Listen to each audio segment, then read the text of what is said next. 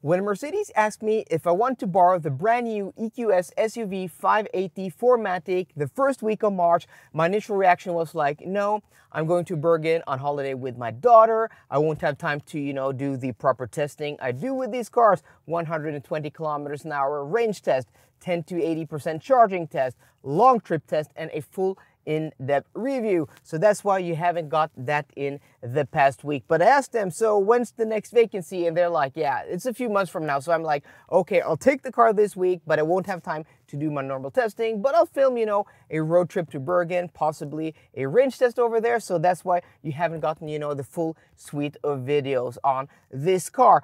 And I have to say, after spending a week in this car and doing about 1,500 kilometers on a long trip, this car is not what I expected, and in today's video, I'm going to tell you guys why. Today's video is sponsored by the awesome charging app Elton. Elton is a charging app that will let you charge at almost all charge operators in Norway, Sweden, Finland, and Denmark with one app, which is pretty darn awesome. So here we have a map of Oslo and all of the chargers. If we zoom in here, you can see that these are, which are amber, are chargers that are 150 kilowatts or faster. You can also see here 150 kilowatts and also the pricing. You can see how many are vacant. You can also go to this 50 kilowatt charger here. Pricing there is a little bit cheaper, and then 2 out of 2 are vacant. You can then press details. You get all the information of all the chargers here. You get pricing, how far it is away, and also you also get a schedule here which shows you, typical occupancy. And if all the chargers are occupied, the charging app will actually give you an estimated wait time till one of them are vacant, which is pretty darn awesome. You can also navigate to the chargers. So you press this, which is navigate. You can choose Google Maps or you can choose the Elton app. And once you get there, you press charge the car. And then with one app, you have one card register in the app, and independent of the charge point operator at the site, you can start charging with one app, which is pretty darn awesome. Before I talk about what I like about this car and why I like the things as I do, I just want to talk about what I don't like about this EQS SUV. So I've driven a bunch of EQS sedans. I've driven the EQE, I've driven the EQA, EQB, and EQC. I actually have an EQC on test this week. So I have a lot of experience with the Mercedes EQ products, and the EQE and EQS products, on this platform haven't been my favorite. My favorite has been the EQC. I also like the EQA and the EQB, but the design language of the EQS and EQE is my biggest complaint about this car, because I really love Mercedes design. I mean, Mercedes have legendary designs like the G-Wagon. The S-Class for every generation is a really pretty car. The CLS, my God, remember when the first generation came out in the mid-2000s? The latest version is really nice. The AMG 4-door. I mean, even the new SL is a stunning piece of design. So Mercedes has a real track record over, decades upon decades of just making desirable designed products. And my biggest issue with the EQE and EQS with this design language is the looks, because as good as the products have been, they just aren't desirable because they're not striking like the other cars that Mercedes design. So I have the same problem with this car on the exterior, but for some reason I think this is the most successful implementation of this design language to date. I mean, it's still not pretty, but it's not ugly. It's quite big and imposing, and especially the rear and rear three-quarter, I think it looks quite nice. I walked away from this car the first day to get a cup of coffee in downtown Oslo, parked it, locked it. I'm like, yeah, that's a nice angle. From this angle, it looks pretty decent. And I think, in a right spec, with right wheels, right colored interior, I think this could be like, yeah, worth the money. And talking about money, my other gripe about this car also, before we get into what I like and the actual test drive, yeah, this is expensive. This car is insanely expensive. So, you know, the 450, the base model starts at like 129,000 euros or 1,290,000 kroners. The 580, which this is, starts at like 151,000 euros or 1,507,000 kroners, which is just insane. This car, spec the way it is 1,926,000 kroners, so 193,000 euros. Yeah. That is a lot of money, but again, I'm gonna have the 450 in a month, and I think if that car is as good to drive as this one, that's probably the one to get before we get deep into this review. But I also spec'd a 580 like this with basically all the kit I would get, and it was like 167,000 euros, still a lot of money. But that is 25,000 euros or 250,000 kroners less than this. That's a whole Nissan Leaf less than this. So that's, you know, one of my gripes about this car. It's so damn expensive. And for that, you want a car that's stunning on the exterior. It's not as, you know, boring or as ugly as the EQS sedan. But yeah, it's not the prettiest car, but I could live with this exterior design. I could live with it. Last thing, interior. Still, you know, it's a nice interior, especially if you coming from a car that's 50, 60, even 70,000 euros. This is going to be a nice interior, but for almost 200,000 euros, I still have the same complaints as when I drove the EQS 53 AMG, you know, last year. Hard touch plastics on the steering wheel. This faux leather on the dashboard is not the nicest quality. Some of, you know, the cup holders and switchgear is just cheap looking. They're almost there, and it for some reason it doesn't bother me as much as in this car. But please just give me the option to pay to get this in leather, to get this in real Napa leather. I don't have anything against, you know, this material on top of the dashboard and the doors. That's pretty nice, but this leather on you know, this faux leather on the center console just feels plasticky. And also give me an option to opt leather on the airbag cover. You're gonna look and touch this all day. So yeah, those are basically the things, you know, my biggest gripes about this car. I'm not a fan of the hyper screen, you know, but it doesn't bother me. I've gotten used to it, but I prefer, you know, the other screen setup, which is smaller. Then you get more wood decor, which I think this car really needs. So yeah, let's take this car out on the road and I tell you what I like about this car, because for the first time, in my opinion, I think the things that I like about this car outweigh the things I don't like about this car and this platform. As much as I do complain about bits and bobs in the interior, feeling cheap, not being up to par, especially at this price point, I have to admit that once you know, step into this cabin and you get behind the wheel and start driving this car, it is without a doubt a quality luxury product. I mean, of course, some of the materials, some of the switchgear does feel cheap to operate, cheap to touch, but overall, this is, you know, an experience that is second to none. You know, I drove the Hongqi EHS9 a few weeks before I drove this car, and that's also a very impressive car when it comes to the interior, but somehow the driving experience in this car is just a level above, because this chassis, I don't know what it is, maybe there's more rigidity because this is an SUV shape, you know, just the shape of the structure here, but it feels much more rigid than the EQS sedan, than that Hongqi EHS9 I drove.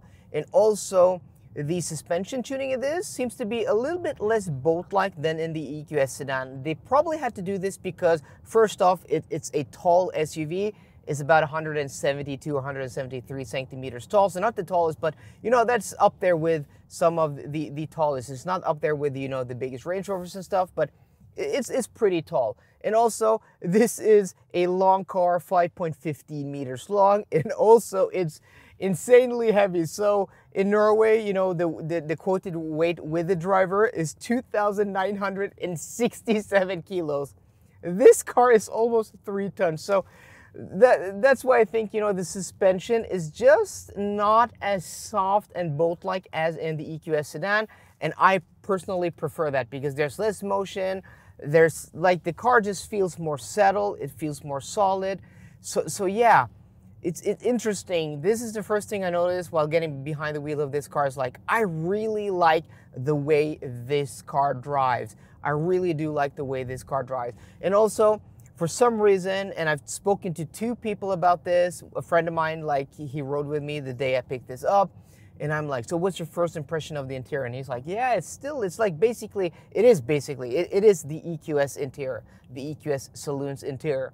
But for some reason, you sit a little bit higher, and also in an SUV, it's more natural to jack your seat up higher to get a more commanding view. In a sedan, yeah, what's that? That's like gesture control. That's annoying. Like this shade just started because I did some movements with my hands.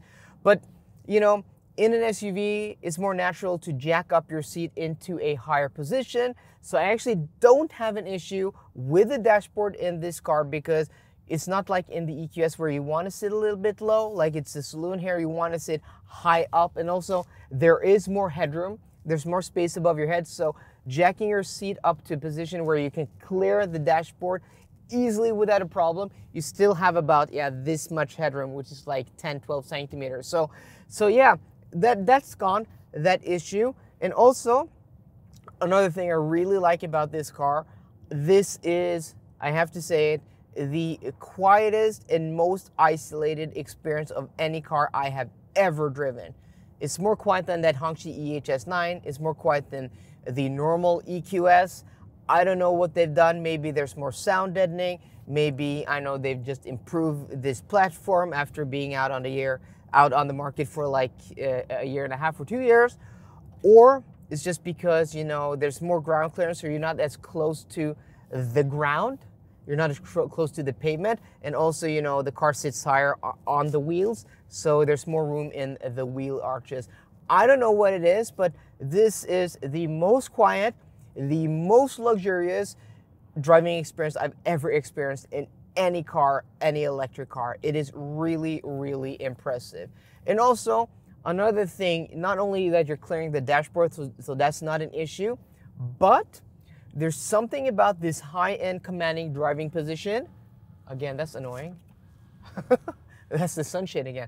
Something about this high and commanding driving position in a car that is this big, that drives like this, and with this badge and this interior that just makes me overlook the cheap bits more than I would in the normal EQS, because I feel like the car gives you more. Like, there's more to this car than the normal EQS, which is just a big saloon. You sit high. It feels like a tank. This car really does feel solid. You sit high up. You have this commanding view, and also you have a lot of car here. So it just feels really big and imposing, and I like that.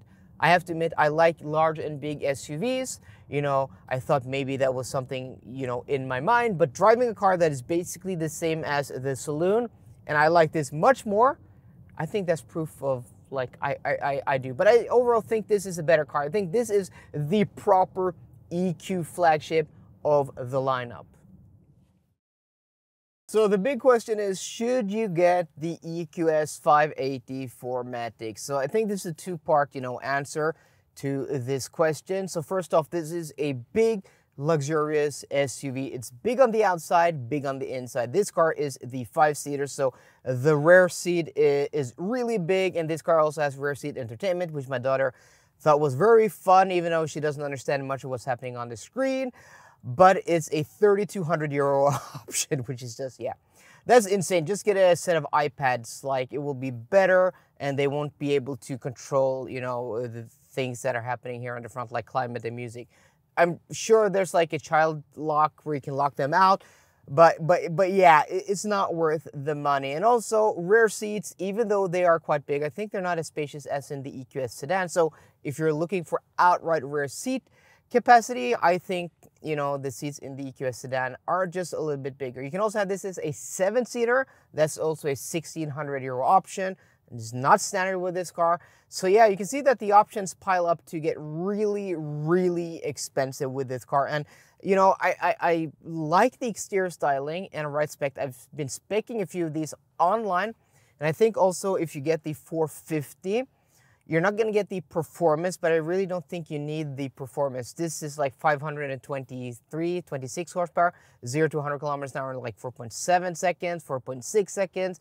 You're still going to get, you know, that big battery pack, 108 kilowatt hours usable in the 450 with the same, you know, WLTP rated range of around 600 kilometers, you know, a little bit less depending on the wheel size, and also the same peak charging speed of around 200 kilowatts, 10 to 80% in 32 minutes. So, I mean, you're still getting the exact same package if you go for a 450. You're just not getting that outright performance. But I think, you know, I'm going to drive that car in about a month's time, and I think it's going to be, I think that's the car to go for, because I spec'd one of those to around 140,000 euros or 1,400,000 kroners, which is still a lot of money. I know that's insane amounts of money, but it's about 50,000 euros or 500,000 kroners cheaper than this car for basically the same car. So, you know, I love the way this car drives.